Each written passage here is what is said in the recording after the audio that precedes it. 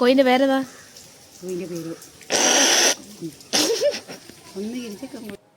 Hello friends, ഇന്നത്തെ video എന്ന് പറയുന്നത് ഒരു കോയിനെ കിട്ടിയിരിക്കുന്നതിന് വലിയച്ചാണ് കോയിനെ തന്നത്.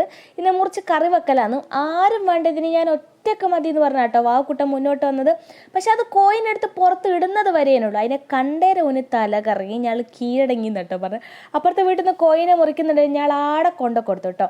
ഒരു നല്ല ക്ലീനായിട്ട് വെടിപ്പായിട്ട് അതിനെ മുറിച്ച് തന്നിട്ടുണ്ടായിരുന്നു. ഒരു യുദ്ധം ഒഴിവായി. അതുകൊണ്ട് അല്ലെങ്കിൽ ഹോസ്പിറ്റലായി ട്രിപ്പിടലായി വെറുതെ എന്തിനാ അതിനെല്ലാം പോന്ന്. എന്തടിസ്ഥാനത്തിലാന്ന് ഞാൻ അറിയില്ല. ഈ കോയിനെ ബാക്കി മുറിക്കാന്ന് പറഞ്ഞ് കത്തിയും കത്രിയും എല്ലാം എടുത്ത് ഇറങ്ങിയത് ഞാനാട്ടോ.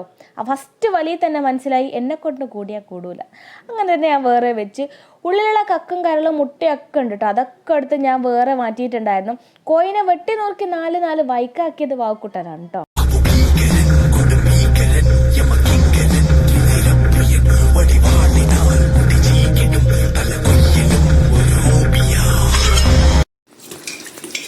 പ്രൊഫഷണൽ ആയിരിക്കും അല്ലേ? അതാണ്.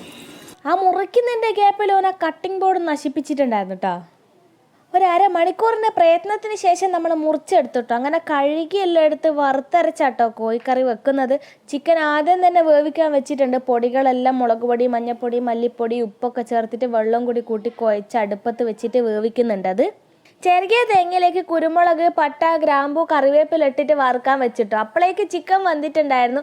അത്യാവശ്യം നല്ല വിസിലിന് വെച്ചിട്ടുണ്ടായിരുന്നു കേട്ടോ. പിന്നെ ഉള്ളിയും തക്കാളിയും ഒക്കെ ഇട്ട് വാട്ടിയിട്ട് അതിലേക്ക് നമ്മളിത് ഇട്ടിട്ടുണ്ട്. പിന്നെ ഞാൻ കുറച്ച് എടുത്ത് പൊരിക്കുന്നുണ്ട്. അത് ബോൺലെസ് പീസാട്ടോ എടുത്ത് പൊരിക്കുന്നത്. അതൊക്കെ മസാലയൊക്കെ തേച്ചിട്ട് പൊരിക്കാൻ വേണ്ടിയിട്ട് ലാസ്റ്റ് കറിയിൽ തേങ്ങയും വറുത്തിട്ടിട്ട് ചോറ് കഴിച്ചിട്ടോ. വീഡിയോ ഇഷ്ടപ്പെട്ടാൽ സപ്പോർട്ട് ചെയ്യുക, സബ്സ്ക്രൈബ് ചെയ്യുക. താങ്ക്